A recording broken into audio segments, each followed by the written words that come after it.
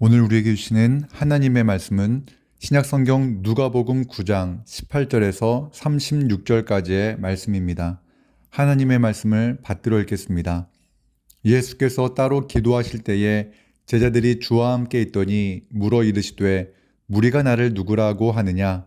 대답하여 이르되 세례 요한이라 하고 더러는 엘리야라 더러는 옛 선지자 중에 한 사람이 살아났다 하나이다.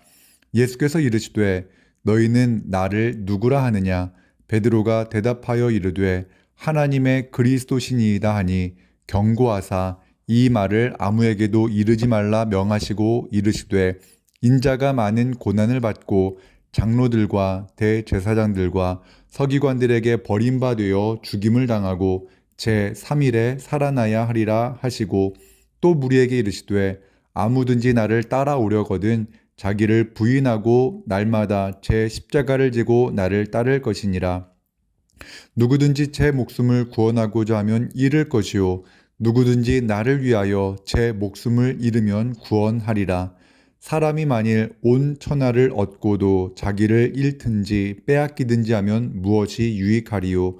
누구든지 나와 내 말을 부끄러워하면 인자도 자기와 아버지와 거룩한 천사들의 영광으로 올 때에 그 사람을 부끄러워하리라. 내가 참으로 너희에게 이르노니 여기 서 있는 사람 중에 죽기 전에 하나님의 나라를 볼 자들도 있느니라.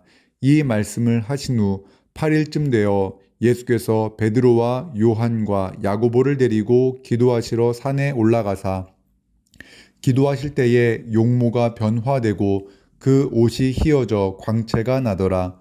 문득 두 사람이 예수와 함께 말하니 이는 모세와 엘리야라.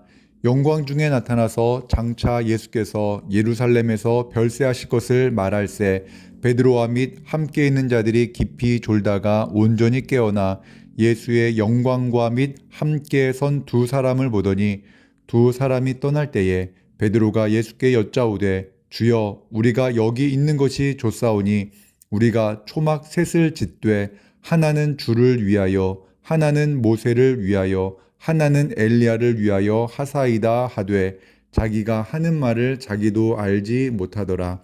이 말을 할 즈음에 구름이 와서 그들을 덮는지라. 구름 속으로 들어갈 때에 그들이 무서워하더니 구름 속에서 소리가 나서 이르되 이는 나의 아들 곧 택함을 받은 자니 너희는 그의 말을 들으라 하고 소리가 그침에 오직 예수만 보이더라.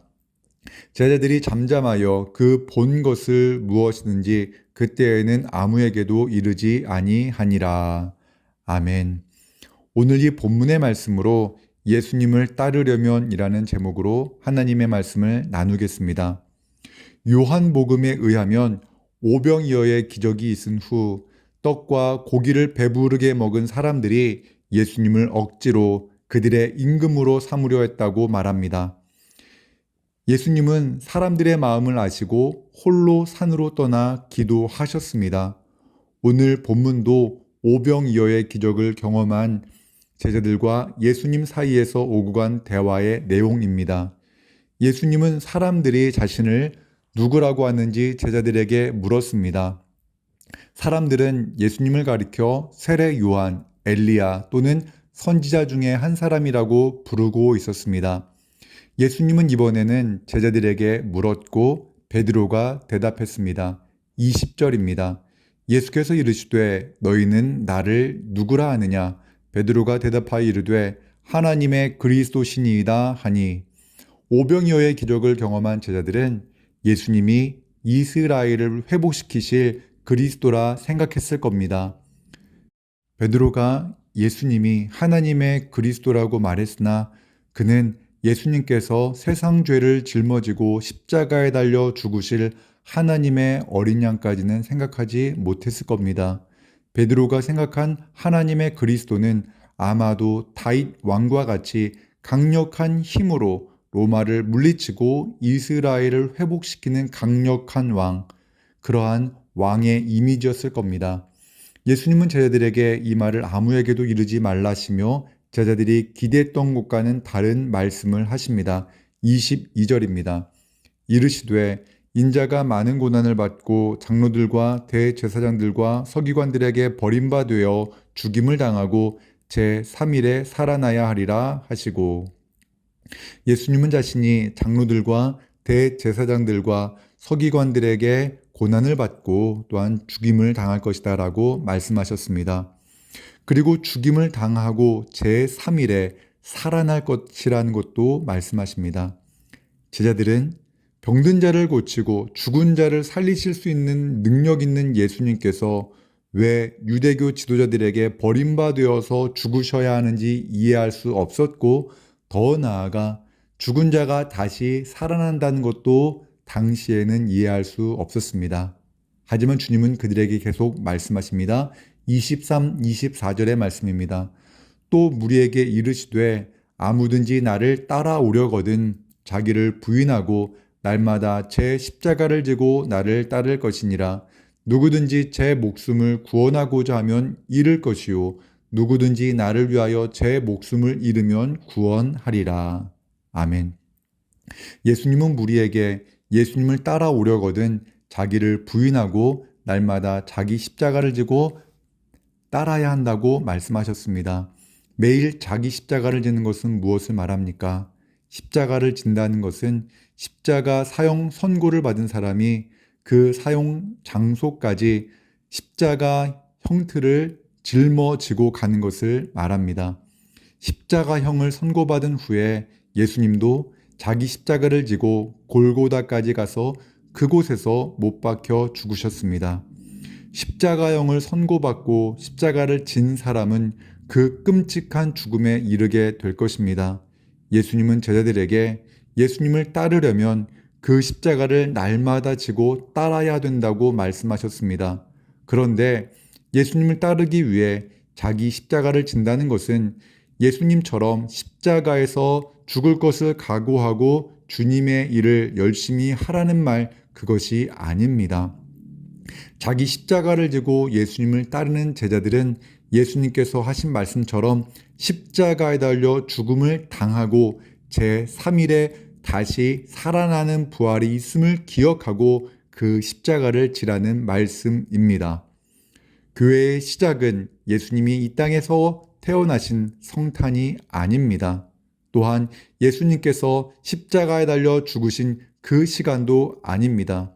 교회의 시작은 예수 그리스도께서 십자가에 달려 죽으시고 다시 살아나신 부활, 그리고 성령의 임재하심이 바로 교회의 시작입니다.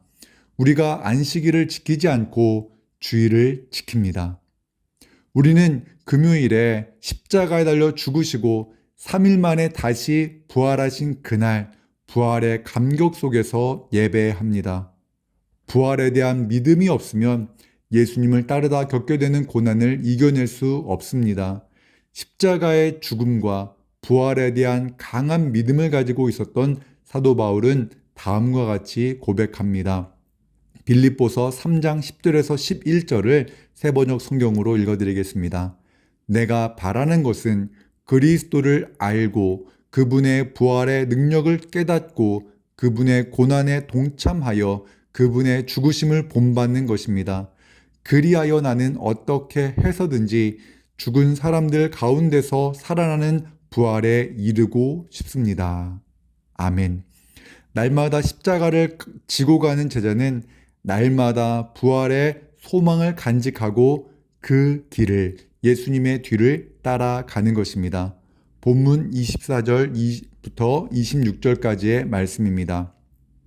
누구든지 제 목숨을 구원하고자 하면 잃을 것이요 누구든지 나를 위하여 제 목숨을 잃으면 구원하리라. 사람이 만일 온 천하를 얻고도 자기를 잃든지 빼앗기든지 하면 무엇이 유익하리요? 누구든지 나와 내 말을 부끄러워하면 인자도 자기와 아버지와 거룩한 천사들의 영광으로 올 때에 그 사람을 부끄러워하리라. 아멘. 당시 십자가를 지는 것은 매우 불명예스러운 일이었고 수치스러운 일이었으며 고통스러운 일이었습니다. 예수님의 부활을 목격하기 전 제자들은 고난당하시는 예수님, 십자가에 달리실 예수님을 부끄러워하며 다 도망하였습니다.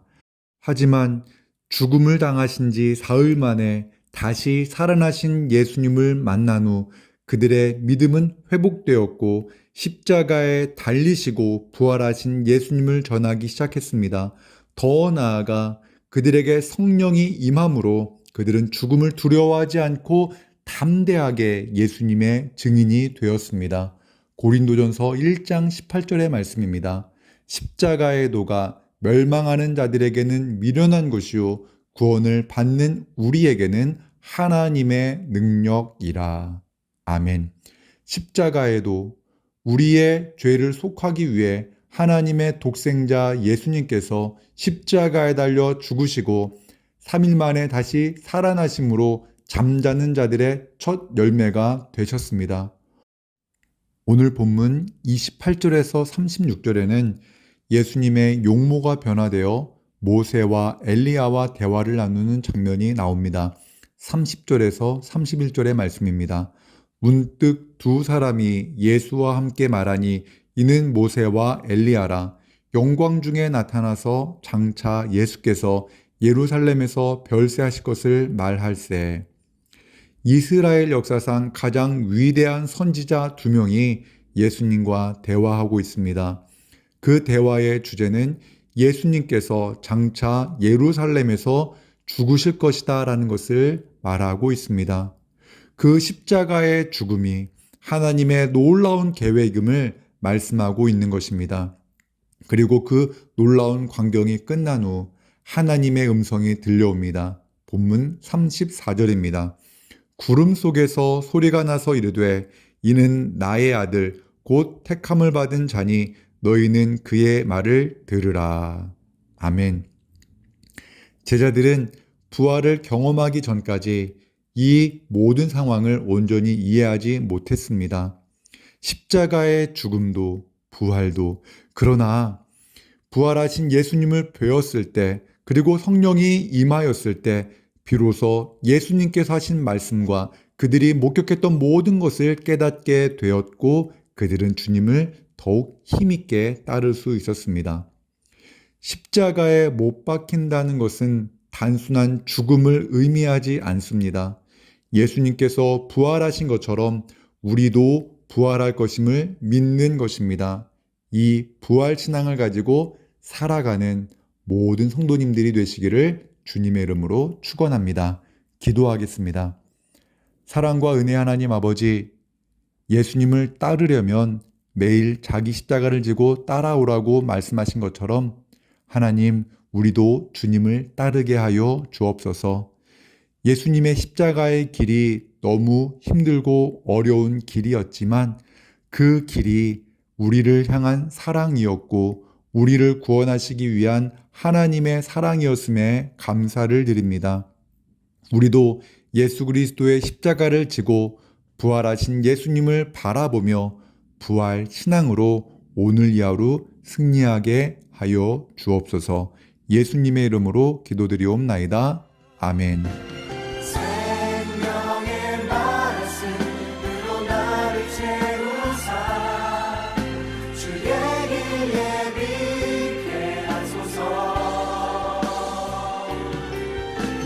성령의 능력으로 길을 부르사 진리를 선포하